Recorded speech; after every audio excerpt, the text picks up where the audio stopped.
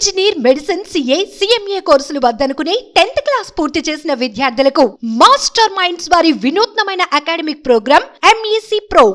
Hi friends, I am Purnima, English Language and Soft Skills Trainer from Formula Spoken English Institute.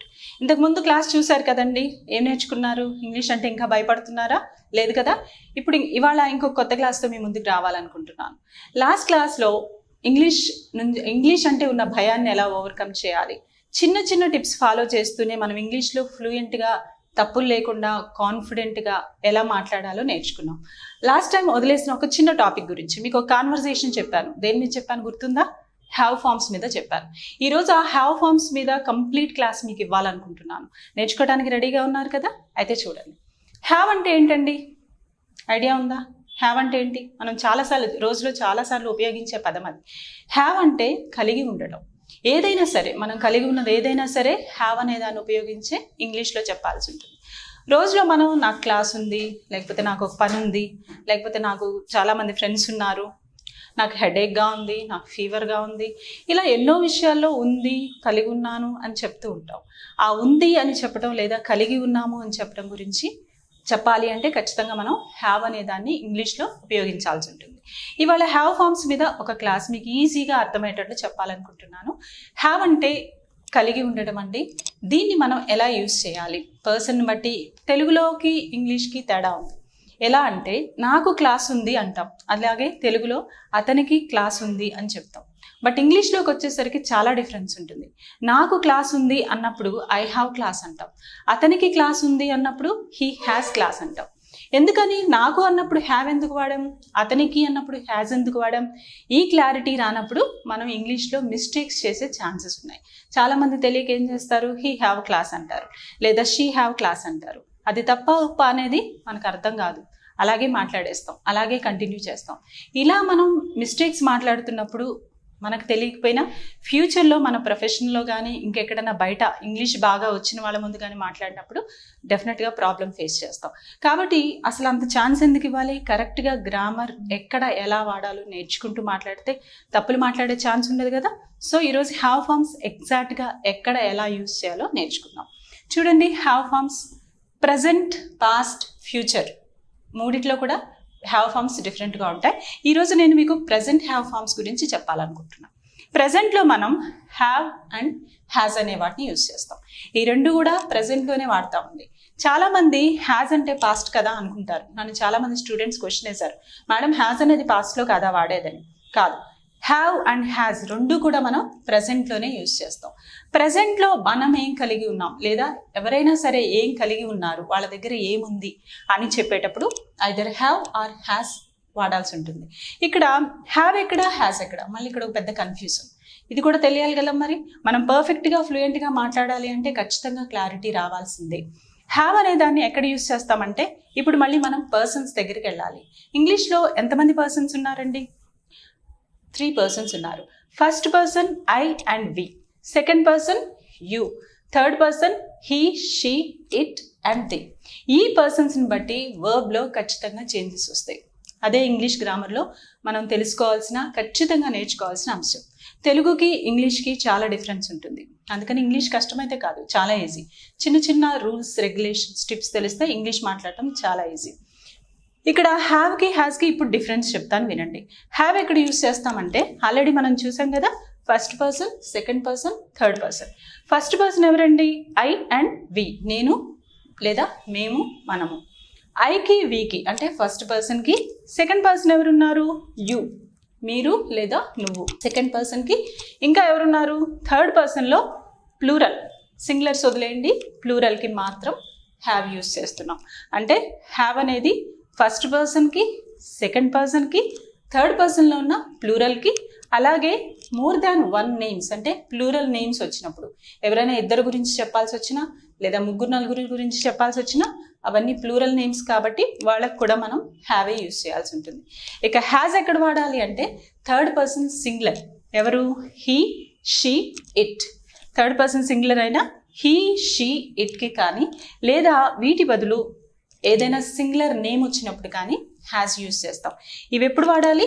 Only ప్రజెంట్లో మాత్రమే. Have కానీ has కానీ మనం ప్రజెంట్లోనే use చేస్తాం. Have అనే దాన్ని first person, second person, third person plural. Has అనే దాన్ని third person singular and singular names వచ్చినప్పుడు యూజ్ చేస్తాం. ఇక వీటిని యూజ్ చేస్తూ మనం సెంటెన్స్ ఎట్లా ఫామ్ చేసుకోవాలో చూద్దాం. ఏ సెంటెన్స్ అయినా మనకి పాజిటివ్ అండ్ నెగిటివ్ స్టేట్మెంట్స్ ఉంటాయి. మనం ఏదైనా చెప్పేటప్పుడు కూడా ప్రతి సెంటెన్స్కి కూడా పాజిటివ్ అండ్ నెగిటివ్స్ రెండు చెప్తాం కదా. నాకు క్లాస్ ఉంది అంటాం, క్లాస్ లేదు అంటాం. నీకు క్లాస్ ఉందా అని అడుగుతాం, క్లాస్ లేదా అని అడుగుతాం. అలాగే ఇక్కడ కూడా మనం చూస్తే పాజిటివ్ స్టేట్మెంట్స్ ఎలా, నెగిటివ్ స్టేట్మెంట్స్ ఎలా, ఇక్కడ మళ్ళీ స్ట్రక్చర్లో చేంజెస్ వస్తాయి కాబట్టి ఖచ్చితంగా వీటిని క్లియర్గా అబ్జర్వ్ చేయండి. పాజిటివ్ స్టేట్మెంట్ ఎలా వస్తుందంటే జనరల్గా సెంటెన్స్ దేంతో స్టార్ట్ చేస్తాం, ఎనీ పర్సన్. మనం నేర్చుకున్న ఏ పర్సన్ నుంచి అయినా సరే సబ్జెక్ట్ వస్తుంది. సబ్జెక్ట్ అంటే ఎవరైతే పని చేస్తున్నారో వాళ్ళే సబ్జెక్ట్. సో మనకు తెలిసిన ఏ పర్సన్ అయినా యూజ్ చేస్తూ సెంటెన్స్ స్టార్ట్ చేయొచ్చు. సబ్జెక్ట్ తర్వాత అప్పుడు వర్బ్ యూజ్ చేయాల్సి ఉంటుంది. వర్బ్ ఎవరండి, వర్బ్ ఏంటి, హ్యావ్ కానీ హ్యాస్ కానీ. ప్రజెంట్లో ఉన్నాం కాబట్టి, పాజిటివ్ స్టేట్మెంట్లో ఉన్నాం కాబట్టి సబ్జెక్ట్ తర్వాత హ్యావ్ ఆర్ హ్యాస్ డైరెక్ట్గా యూజ్ చేస్తూ తర్వాత స్టేట్మెంట్ని కంప్లీట్ చేసేస్తాం. ఇప్పుడు సెంటెన్సెస్ ఎలా ఫ్రేమ్ చేయాలో చూద్దాం. ఐ వచ్చినప్పుడు ఆల్రెడీ నేను చెప్పాను, హ్యావ్ వాడాలా హ్యాస్ వాడాలా ఉంది కదా. ఇక్కడ నోట్స్ చూడండి.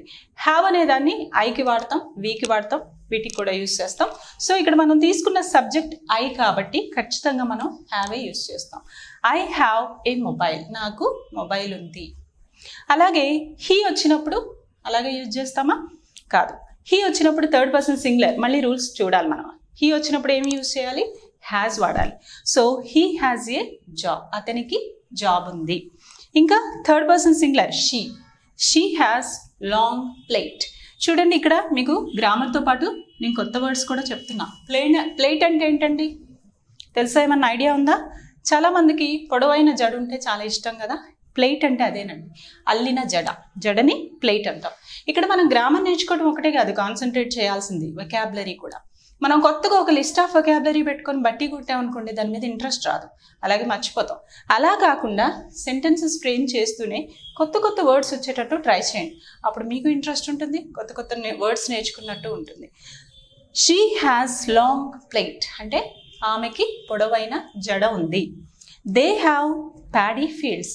ఇంకొక కొత్త వర్డ్ నేర్చుకుంటున్నారు మీరు. ప్యాడీ అంటే ఏంటి, ప్యాడీ ఫీల్డ్స్ అంటే వరి పొలాలు. వాళ్ళకి ఏమున్నాయంట, వరి పొలాలు ఉన్నాయి. Ravi has problems. ఇక్కడ third person singular he she it బదులు ఏదైనా నేమ్ కూడా వాడచ్చు అని చెప్పుకున్నాం కదా. అలాగే అక్కడ నేమ్ బదులు నేను ఇక్కడ రవి తీసుకున్నా. రవి హ్యాస్ ప్రాబ్లమ్స్, రవికి ఏమున్నాయంట, ప్రాబ్లమ్స్ ఉన్నాయి. కలిగి ఉన్న ఏదైనా సరే మనం హ్యావ్ యూస్ చేస్తూనే చెప్పాలి. కలిగి ఉంది ఒక మొబైల్ అయితేనో జాబ్ అయితేనో కాదు, ప్రాబ్లమ్స్ కావచ్చు, లేకపోతే హెల్త్ ఇష్యూస్ కావచ్చు, ఏది చెప్పాలన్నా హ్యావ్ ఆర్ హ్యాస్ ఏ వాడతాం. ఇక్కడ రవి అనేది థర్డ్ పర్సన్ సింగులర్ కాబట్టి నేను హ్యాస్ యూజ్ చేశా. Ravi has problems. Saritha and Kavitha have friendship. ఇది కరెక్టేనా? పేర్లు వాడాం కదా, మరి హ్యాస్ రావాలి అని డౌట్ రావచ్చు. పేర్లు వాడాను, కానీ ఎన్ని పేర్లు వాడా, 2 పేర్లు వాడా. ఈ 2 పేర్లు దే కిందకి అవుతాయి కదా. సరిత అండ్ కవిత ఇద్దరు కలిస్తే దే అవుతారు కాబట్టి ఖచ్చితంగా అక్కడ హ్యావే యూజ్ చేయాలి. Saritha and Kavitha have friendship, వాళ్ళిద్దరికి ఫ్రెండ్షిప్ ఉంది. అర్థమైందా?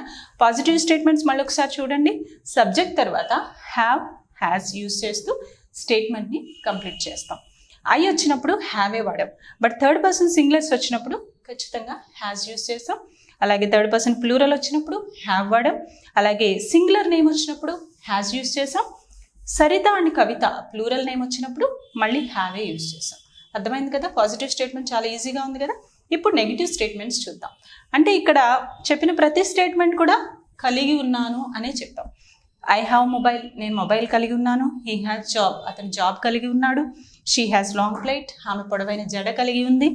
దే హ్యావ్ ప్యాడీ ఫీల్డ్స్, వాళ్ళు వరి పొలాలు కలిగి ఉన్నారు. రవి హ్యాస్ ప్రాబ్లమ్స్, రవికి చాలా ప్రాబ్లమ్స్ ఉన్నాయి లేదా ప్రాబ్లమ్స్ కలిగి ఉన్నాడు. Saritha and Kavitha have friendship, వాళ్ళిద్దరికి మంచి ఫ్రెండ్షిప్ ఉంది లేదా ఫ్రెండ్షిప్ కలిగి ఉన్నారు. ఇవన్నీ కూడా కలిగి ఉన్నాము లేదా ఉంది అనే చెప్పాం. మరి లేదు అని చెప్పాలంటే అది కూడా నేర్చుకోవాలి కదా. సో నెగిటివ్ స్టేట్మెంట్స్లో చూద్దాం. ఇక్కడ ఉంది అని చెప్తే ఇక్కడ లేదు అని చెప్పాలి. నెగిటివ్ స్టేట్మెంట్స్లో సబ్జెక్ట్ తర్వాత సెంటెన్స్ ఎప్పుడైనా సరే పాజిటివ్ అయినా నెగిటివ్ అయినా సెంటెన్స్ అనేది పర్సన్తోనే స్టార్ట్ అవుతుంది, అంటే సబ్జెక్ట్తోనే స్టార్ట్ చేస్తాం.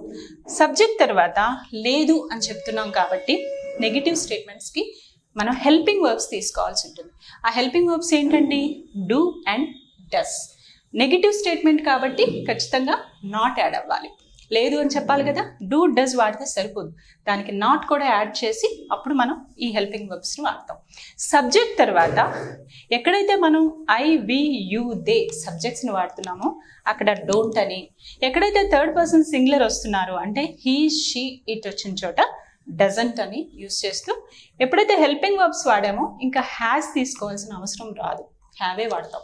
ఎందుకంటే ఇక్కడ పాజిటివ్లో మనం ఏం చేసాం, హీ, షీ, ఇట్ వచ్చినప్పుడు has వాడాం.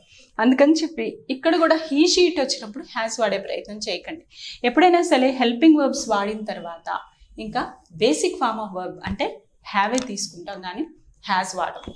So third person singular వచ్చినా సరే డజంట్ తర్వాత మీరు హ్యావే యూజ్ చేయండి.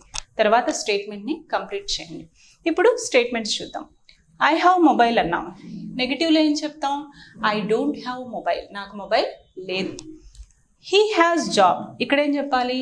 He doesn't have a has a, హ్యావేనండి. ఎందుకని? హెల్పింగ్ వర్బ్ తర్వాత ఇక హ్యాజ్ వాడే ఛాన్స్ లేదు, బేసిక్ ఫామే తీసుకోవాలి. కాబట్టి he doesn't have job. She doesn't have long plait, ఆమెకి పెద్ద జడ లేదు. They don't have paddy fields, వాళ్ళకి వరి పొలాలు లేవు. రవి డజంట్ హ్యావ్ ప్రాబ్లమ్స్, రవికి ప్రాబ్లమ్స్ లేవు. Saritha and Kavitha don't have friendship, సరితకి కవితకి ఫ్రెండ్షిప్ లేదు. అర్థమవుతుందా? So positive and negative statements ఇలా ఫ్రేమ్ చేసుకుంటాం.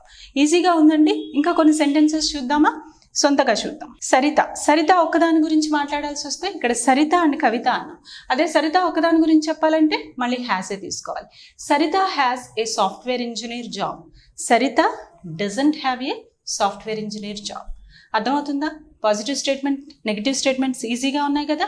ఇప్పుడు మనం క్వశ్చన్స్ కూడా నేర్చుకుందాం. క్వశ్చన్స్ ఎలా ఫ్రేమ్ చేయాలి అనేది మళ్ళీ చూద్దాం.